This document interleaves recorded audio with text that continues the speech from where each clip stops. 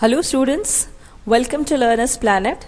So students, this is our second theory session of physical and chemical changes.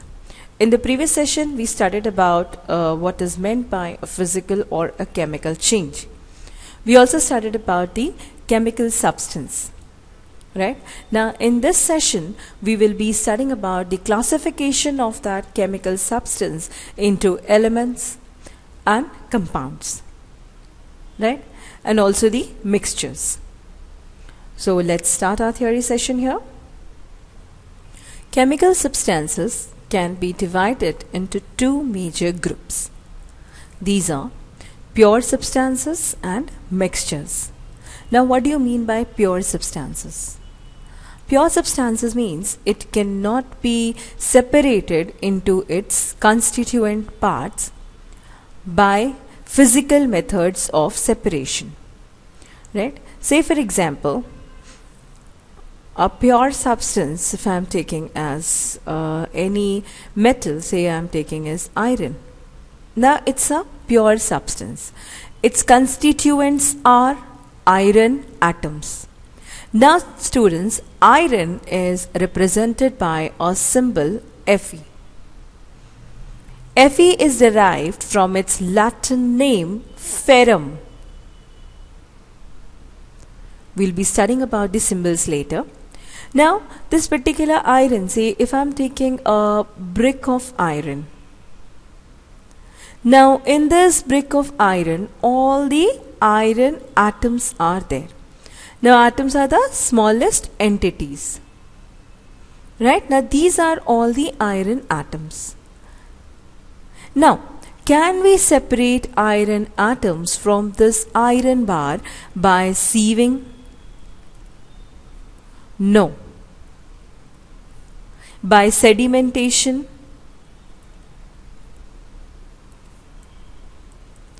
No. What do you mean by sedimentation? Say if you keep a solution of water with clay or any other material which gets suspended for a long time, the clay or that material gets settled down. That is sedimentation. By distillation? No. So these are what? These are physical methods of separation, and we cannot separate the constituent particles by these methods. Right? Say if I am taking a molecule like say ammonia. You must have heard of ammonia. Ammonia is made of nitrogen and hydrogen.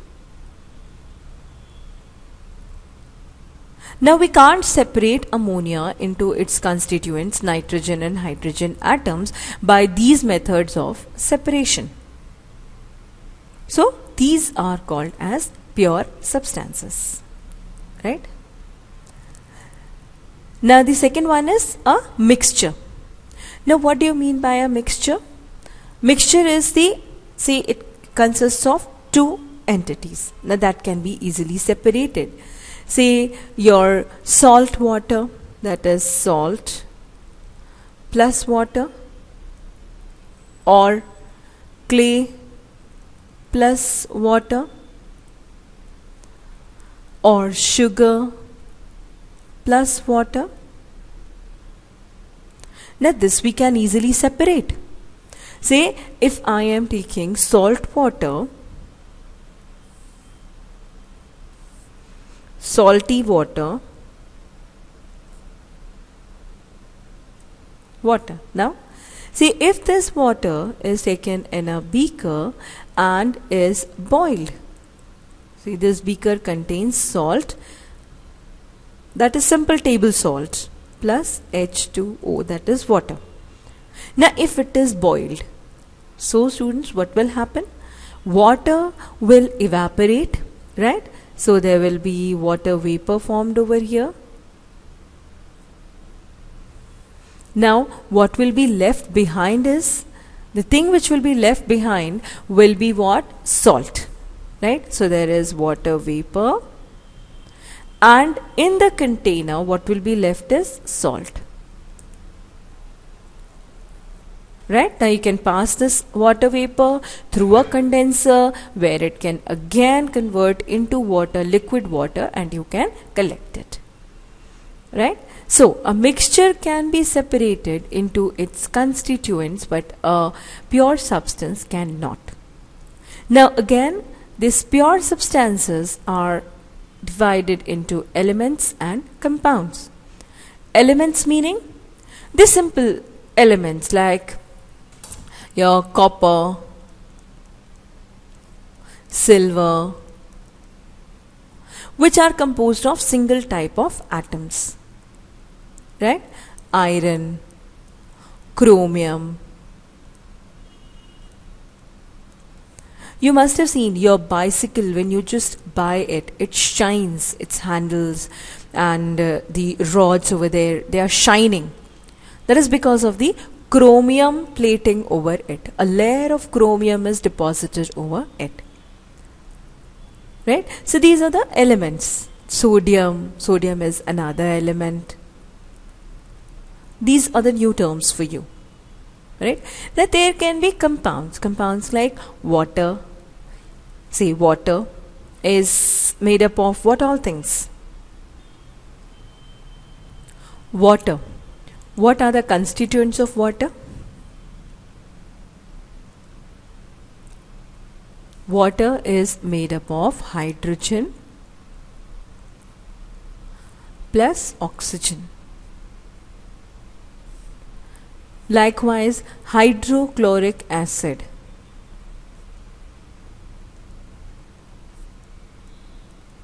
It is made up of hydrogen plus chlorine. Chlorine is also an element, right? So this is made up of hydrogen plus chlorine. So it is a compound. You must have heard about acids, the acid rain. Have you heard about this? Acid rain is composed of the sulfuric acid plus nitric acid plus water, of course. Now students, here this complete is a mixture, right? It is a mixture of sulfuric acid, nitric acid and water. But sulfuric acid, now these entities can be separated. You can separate sulfuric acid from nitric acid and water. Now sulfuric acid is a compound. Sulfuric meaning what? It is having sulfur. See, this is sulfur. So this acid is composed of hydrogen, sulfur and oxygen atoms. Now these three atoms, they combine and they form sulfuric acid. So sulfuric acid is a compound, and sulfuric acid, nitric acid and water, which forms the rainwater, is the mixture. Is the difference between mixture and compound clear to you? Mixtures can be separated by physical methods of separation like sieving, like sedimentation, like filtration, like distillation. Compounds cannot be separated by physical methods of separation. Mixtures are made up of two or more compounds. A compound is made up of one or more types of atoms. What is atom? Atom is the smallest entity or the smallest constituent of a substance. So you can say atom is the smallest constituent of a substance. See, if I'm taking up compound, its smallest entity would be a molecule, right? So here we've got what? These are further divided into elements and compounds. Now the elements are further classified into the metals and non-metals. Now this is again a new term for you. All of these are new things for you, but you have studied them in one or the other form. Now what do you mean by metals and non-metals? Let's see what is meant by metals and non-metals. See, metals, let's take up like this, and non-metals.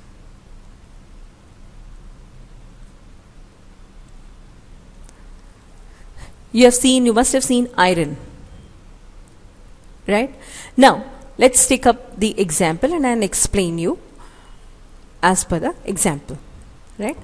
Now you must have seen iron, or you also must have seen gold, silver, aluminium, steel, right? So if I'm taking up iron over here, and you must be knowing about oxygen gas, which is present in the atmosphere, hydrogen present in the atmosphere, nitrogen present in the atmosphere. So if I'm taking all these things, oxygen, hydrogen, these all you must have heard, right? What else? Oxygen, hydrogen, nitrogen, right? Carbon,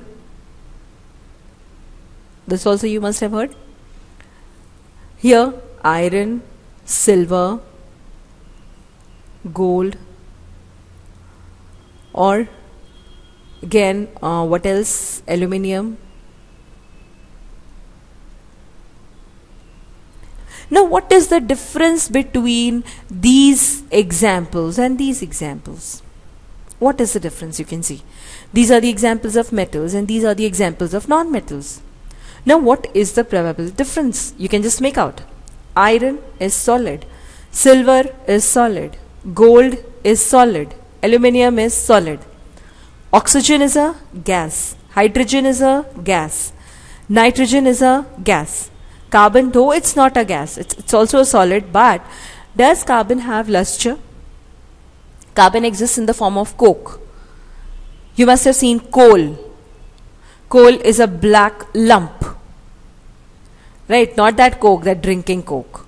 Coal is a black lump now, which is used to burn, or it is burnt and you'll get energy. Coal engines were running at one time.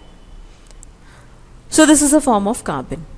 Now if I take up iron, silver, gold, all of these are what? All of these are solids. Now these metals, say these are solids, hard solids, you can say. What type of solids are they? They are very hard solids. And they are very hard solids. Are they? No, they are gases or soft solids. Right? So this is one of the basic difference between metals and non-metals. Soft. Now, have you ever seen the bells in the temples? That is also made up of some metal. Right? So if you hit a metal with a wood or something, you'll listen a sound. Right? And its waves go like that. So we can say that it is sonorous. Do these gases, they can make sound? You can make sound from gases or from coal? No. So they are not sonorous. Right? Now metals, you must have observed gold, aluminium, they have got a shining surface. Right? So they have got a shiny surface, which is called as luster. Do non-metals have? No. Right? Now students, you must have observed the wires or the electric cables. The electric cables are again made up of metals. You must have seen wires at your home. There are plastic wounded, and at the center you'll find thin stripes. They are again of metals. Why? Because they let the electricity pass through it. They conduct electricity.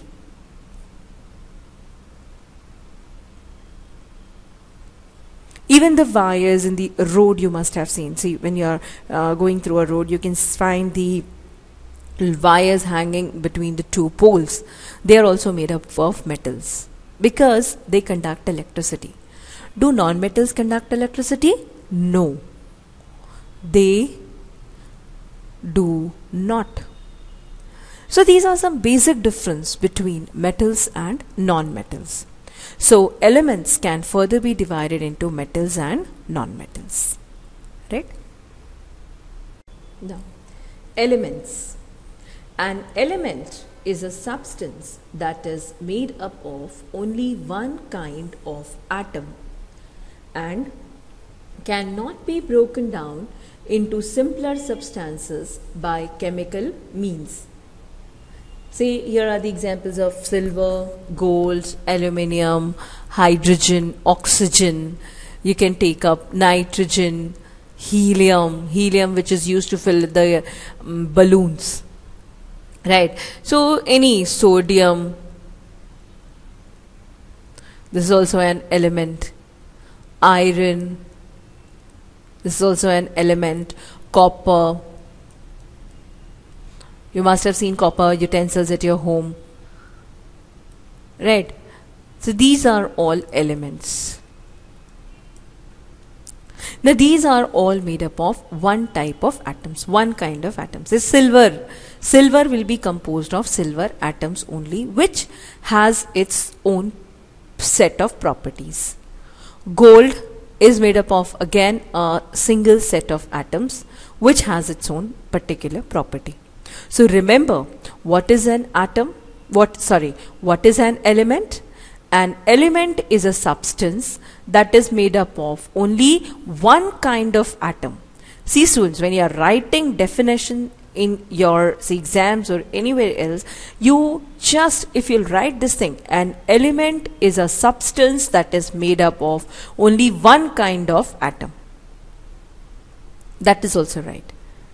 And secondly, it cannot be broken down into simpler substances by chemical means. Chemical means, say if I am treating silver with oxygen and heating, then also silver cannot be broken down into silver atoms. Right? Say gold, for making gold jewelry.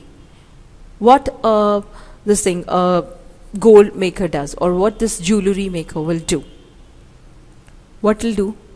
For making jewelry, he'll heat gold with copper, because copper provides strength to gold. Gold is a very soft metal. It's a soft metal. It is hard at the same time. See, it is a soft metal. If it is to be molded into jewelry, copper is mixed with it. Right? Now, see, if he's like heating gold with copper, then also gold cannot be broken into gold atoms. Right? See, it will be intact and it cannot be broken into atoms. Likewise, aluminium. You must have seen containers of aluminium at your home. Now that aluminium, for making those containers, aluminium is heated to a very high temperature and is molded of specific shapes. Though it is heated to a very high temperature of say 1000 Kelvin or something like that, still it cannot be broken down into constituent atoms. So what are elements? An element is a substance that is made up of only one kind of atom and cannot be broken down into simpler substances by chemical means. Now, what is an atom? An atom is the smallest particle of an element. It is the smallest particle. All the atoms of an element have similar properties. You can say that the number of atoms, they combine and they form that particular element. See, if I'm taking a silver See, there will be a silver atom. See, this is an atom, right? This is the smallest particle which cannot be seen with naked eyes, and this combines and combines and combines to give what? To give the silver rod or silver ornament or anything, right? Now silver atom can exist independently, but if I'm taking hydrogen atom can not exist independently.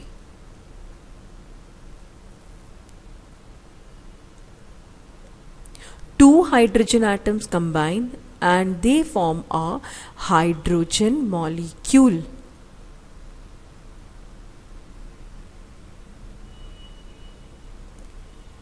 Right? The properties of an element depend on the properties of constituting atoms. Say an element is composed of atoms. Now the properties of an element depends on the properties of the atoms, the constituting atoms. See, for example, some of the properties of silver are that it is lustrous. Lustrous means it has got a shining surface. It is silver colored. Of course, silver color is named from the color of silver only. Light in weight, and it's a good conductor of electricity. You know, silver is a very good conductor of electricity. It allows the electric current to pass through it. Now, it can be molded into wires or any shape, which is due to the property of its constituting atoms. Now, all of the properties like lustrous, the color, the weight, the conductor of electricity, the electrical property, and all these properties are due to the property of its constituting atoms. So silver atom is having this property, right? You'll be studying in details in your higher classes. So because of the properties of these atoms, silver is having following properties, right? You can see here, students, see, this is aluminium. What is the texture of it? It's so shiny, right? It's so shiny. This particular shine is called as luster. Now this is molded into sheet. That is also the property of a metal. It is light in weight, right? One of its alloy, duralumin, is used for making aeroplane exteriors, or aeroplane is made up of duralumin, that alloy. It's so light in weight. Now it is also the conductor of electricity. Now this particular, say, sheet of this is a roll of sheet of aluminium. It is made up of aluminium atoms, right? So it is made up of number of aluminium atoms are there. And these properties of aluminium are due to the properties of the aluminium atoms. So atom is the smallest particle of an element. Likewise, see this gold plate. See the difference of color between the two. This is shiny silver in color, and this is shiny, that's gold color, that's it. Right? The plate is again shiny. So students, there is one characteristic property of metals, that they have a shining surface. Right? So whatever, this gold can also be molded into any shape. Right? This can be molded into thin sheets. This can be molded into wires. This can be molded into any sort of ornament. You must have seen your mother wearing gold jewelry. Right? Now that property is also due to the property of its atoms. Right? See, here it's copper. Copper again, see, it has a shining surface. It has got some different color. Copper color, we say. Right? There's copper color. This can be molded into wires. It's a very good conductor of electricity also. So these properties of copper are due to the properties of the constituent atoms. Likewise, see silver. This can also be molded into any shape. This is also a good conductor of electricity. It has also a shining surface. Right? Now this property of silver is also due to its constituent atoms. Now remember one thing, the metals have got they are also sonorous. That is, when you hit a metal, the sound which comes. Next time, whenever you're going to a temple, just ring the bell over there. You'll see the sound traveling the long distance. Right? So these are all metals and they have the properties due to its constituent atoms, or they have some different properties. Right? And each of the element has the property which is the property of its constituent atoms. Right? So copper is made up of millions of copper atoms. Now this particular copper which is shown in the picture is made up of millions of copper atoms. The silver is made up of millions of silver atoms, which is providing these properties to the silver. I hope you have understood this. So this is all about the elements. Now I'll be concluding this session, students, and in the next session we'll be studying about the compounds. So thank you, students. Thank you for listening patiently, and I hope you have enjoyed this session. Now, what is your part of work? Just move around in your home and search for the metals and the non-metals, if at all you can find. Non-metals, of course, they are present in the air which you are breathing. Oxygen is a non-metal. Right? Just search for the metals in your home. And remember, whatever property that metal has is due to the property of its constituent atoms. Every metal you are finding in your home, that is made up of smallest particle, that is the atom. Right? So thank you once again, and do have a nice time ahead.